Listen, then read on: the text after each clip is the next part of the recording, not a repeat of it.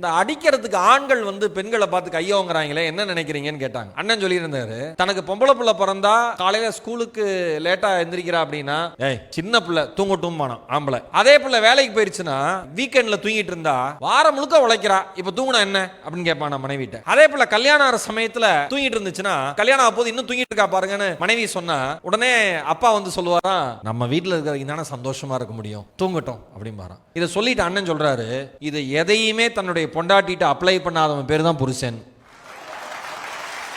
பொண்ணுனா மாறிடுவான், பொண்டாட்டினா எப்படி மாறிடுவான். ஒரு மிகப்பெரிய ஆளுமை, எனக்கு ரொம்ப ரொம்ப க்ளோஸ். அவர் தனியாக தான் இருப்பார். அவர் சொல்லுவார், டே நமக்கு செட் ஆகாதுடா தம்பி எல்லாம். நீங்க கோபிநாதனை பார்க்குற எல்லாருமே ரொம்ப கடுமையான ஆளுன்னே நினைப்பாங்க, ஆனால் அவ்வளோ ஜாலியான ஆள். அது வந்து க்ளோஸாக பழகிறவங்களுக்கு நல்லா தெரியும். எனக்கு தெரிஞ்ச அண்ணன் வந்து பேசுகிறப்ப துர்காணியை பற்றி சொன்னாங்க. உண்மையிலேயே அண்ணனுக்கு கிடைச்ச வரம் அண்ணி தான்,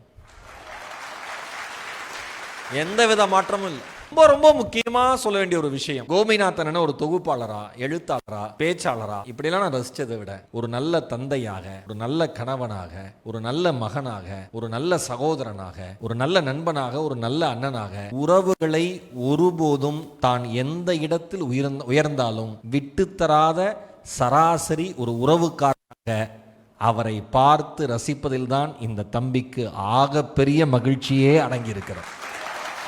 Such a wonderful personality.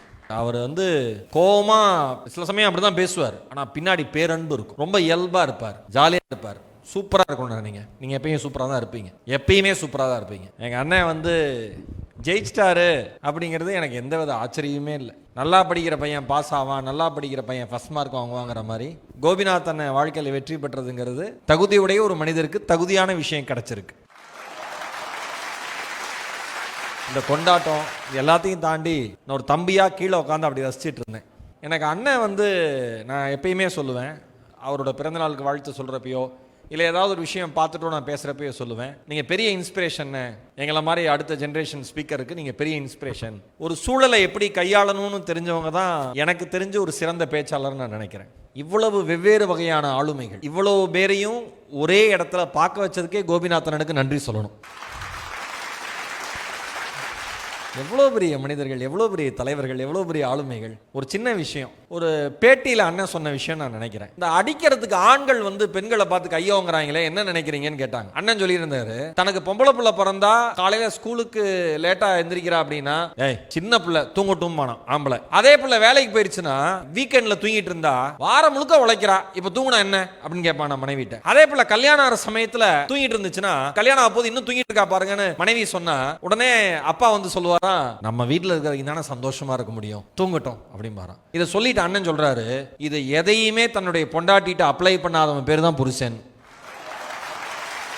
பொண்ணுனா மாறிடுவான், பொண்டாட்டினா எப்படி மாறிடுவான். ஒரு மிகப்பெரிய ஆளுமை, எனக்கு ரொம்ப ரொம்ப க்ளோஸ். அவர் தனியாக தான் இருப்பார். அவர் சொல்லுவார், டே நமக்கு செட் ஆகாதுடா தம்பி எல்லாம். நீங்க கோபிநாதனை பார்க்குற எல்லாருமே ரொம்ப கடுமையான ஆளுன்னே நினைப்பாங்க, ஆனா அவ்வளோ ஜாலியான ஆள். அது வந்து க்ளோஸா பழகிறவங்களுக்கு நல்லா தெரியும். எனக்கு தெரிஞ்ச அண்ணன் வந்து பேசுறப்ப துர்காணியை பத்தி சொன்னாங்க. உண்மையிலேயே அண்ணனுக்கு கிடைச்ச வரம் அண்ணி தான்,